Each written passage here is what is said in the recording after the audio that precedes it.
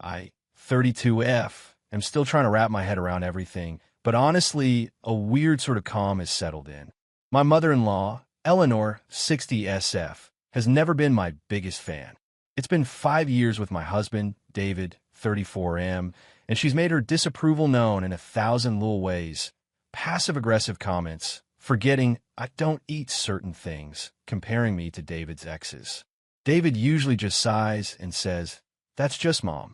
Thanksgiving was at her place. I was trying to help in the kitchen when Eleanor and her sister, Aunt Mildred, 60SF, went out to the back porch for a private chat. The kitchen window was slightly ajar. I wasn't trying to eavesdrop, but then I heard my name. Mildred. "Are you sure about this, Ellie? It seems a bit much." Eleanor. "She's ruining everything." David's not himself. This family was fine before her. A good strong dose in that weird cranberry stuff she insists on bringing, and she'll be too sick to cause trouble for a good while. Maybe she'll even rethink things. Mildred. "But what if someone else eats it? What if it's worse than you think?" Eleanor. "No one else touches her gluten-free nonsense. And it's just a special recipe from an old gardening friend. Guaranteed to clear you out. She'll think it's a stomach bug. Serves her right." My blood turned to ice. Clear you out. I fumbled for my phone, hit record, and caught the last 30 seconds of them chuckling about how I'd probably blame her cooking. It wasn't a plan to unalive me. Not exactly, but to make me violently ill. My hands were shaking. I didn't confront them. I just acted normal. Avoided her cranberry dish, obviously. David noticed I was quiet, but I brushed it off. The recording has been sitting on my phone. Eleanor, meanwhile, has ramped up her usual complaints, telling David I'm divisive. Little does she know I've got receipts. I haven't told David about the recording yet. I needed to think. This is next level. She's pushing for a big family dinner next week to clear the air. Oh, we'll clear the air, right? Update 1. Well, things came to a head last night at F.I.L. Arthur's and Eleanor's house. David's sister, Chloe, 30F, was there too, clearly pre-briefed by Eleanor on my latest transgressions. The evening was tense.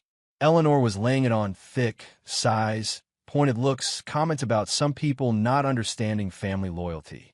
Chloe chimed in, agreeing with her mom. David looked uncomfortable, but didn't say much, his usual way of handling Eleanor. Then came dessert, and Eleanor launched. "Eleanor, Sarah, dear, we need to talk. I feel like ever since you came into David's life, this family has been strained. It's all just falling apart." Her voice was rising. "And frankly, it's mostly your fault." This was it.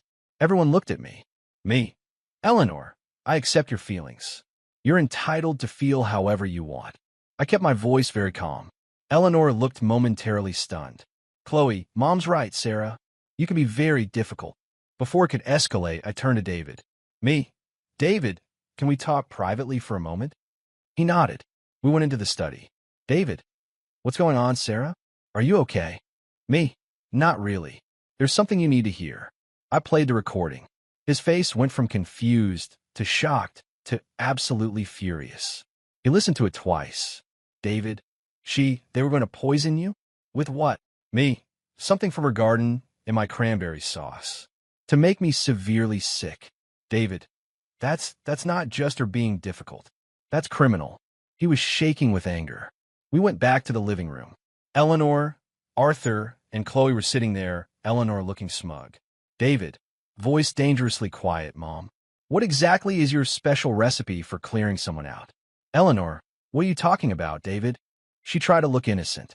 "David, the one you and Aunt Mildred were discussing on Thanksgiving? The one meant for Sarah's cranberry dish." Eleanor's face went pale.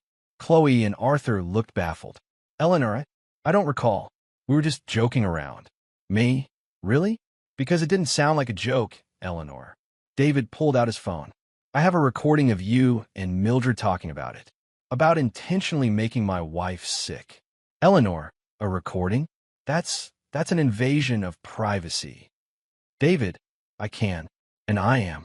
"Dad, Chloe, listen to this." He played it for them. Arthur looked horrified. Chloe's jaw dropped. Eleanor started sputtering. "It's not what it sounds like. She's twisting my words." "David, twisting your words? You talked about a good, strong dose. You said, serves her right. There's no twisting that, Mom. His voice was still controlled. I'm calling the police. Eleanor, the police? David, don't be ridiculous. Arthur, son, maybe we could just talk this through? David, talk what through, Dad? She plotted to harm my wife. He actually did it. He called them, explained the situation and the recording. 2 officers arrived about 30 minutes later. Eleanor was a mess, crying, then yelling, then playing the victim. Chloe was trying to comfort her, now glaring at me. The police listened to David, listened to the recording, then took Eleanor and Arthur aside. They didn't arrest her then. They said it was a serious allegation and they'd investigate, but they gave her a stern warning about harassment and making threats. They took a copy of the recording. Eleanor was seething. Arthur looked broken. Chloe was shouting at David about how he was destroying the family. David just told her she threatened my wife, Chloe. That's not silly. We left. I'm still processing. David is furious and disgusted with his mother. The fallout is going to be massive. Update 2. It's been 3 weeks since David called the police. The smear campaign is in full swing. Eleanor, with Chloe as her loyal parrot, is painting me as a manipulative witch trying to tear their family apart over a harmless joke. Chloe has been vicious, posting vague but pointed things on social media about toxic in-laws and people who fake victimhood. Some of David's extended family are buying it. Aunt Mildred, of course, is backing Eleanor 100%, claiming they were just fantasizing and that I'm a vindictive little liar. The first dirty trick came last week. An anonymous complaint to my HR alleging I was emotionally unstable and prone to fabricating stories. Thankfully, my boss knows me, and HR documented it, but told me not to worry unless something concrete emerged. It was clearly Eleanor or Chloe trying to mess with my job. That crossed the line. David has been a rock, completely cutting contact with Eleanor and Chloe. He's been clear. His mother threatened his wife. He has proof, and he won't stand for it. Arthur is trying to mediate, but David told him there's nothing to mediate until Eleanor takes full responsibility. After the work complaint, I consulted a lawyer. She reviewed the recording, which I had transcribed and notarized, and said we had grounds for a cease and desist for harassment and defamation, and potentially a restraining order. So, David and I, through our lawyer, sent formal cease and desist letters to Eleanor and Chloe. The letters detailed their actions, included the notarized transcript, and warned of further legal action for any continued harassment or defamation. Their response? Predictable. Eleanor left David a tearful, rambling voicemail about how dare we threaten her, how the recording was faked or edited, and how I was a horrible, evil person. Chloe texted David abuse, calling him a disgrace and me a gold-digging psycho. We saved everything and sent copies to our lawyer.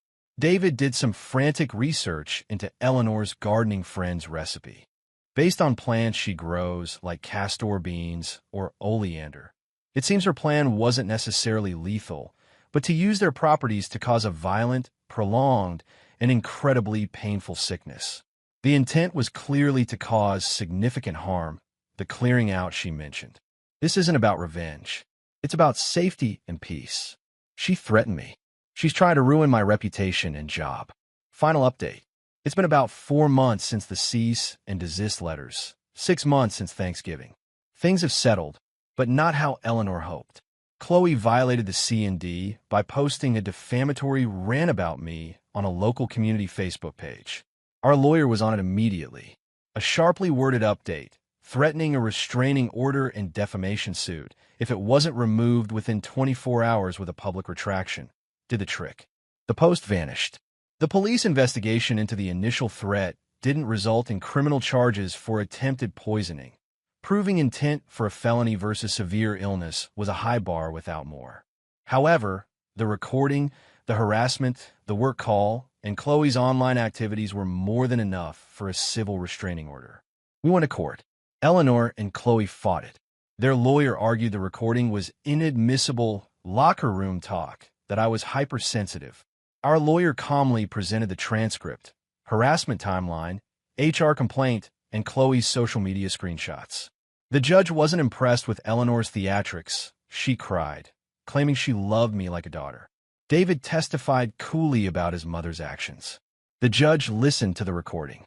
Result: a 2-year restraining order against Eleanor and Chloe. They must stay 100 yards away from me, my home, and workplace. No contact. The judge noted Eleanor's lack of remorse and escalating behavior. The social fallout for them has been significant. Arthur, seeing the evidence and their lies in court, is reportedly strained with Eleanor. He's apologized profusely to us and sees us occasionally, quietly. Many relatives who initially sided with Eleanor changed their tune once the restraining order was public and David shared the recording details. Aunt Mildred is still Team Eleanor, but they're an isolated camp. Eleanor is apparently miserable. She's lost access to David and any future grandchildren. She can't attend family gatherings we're at. Her reputation is in tatters. Chloe's relationship with David is non-existent. She still blames me. The chef's kiss moment was a family wedding a couple of months ago. We were there. Eleanor and Chloe were absent due to the restraining order. Several relatives offered support, glad the toxicity was dealt with. Seeing Eleanor's usual queen be thrown empty because of her own actions felt like justice. David and I are doing well. It was a horrible ordeal, but it made us stronger. We're focusing on our own peace. Our home feels lighter.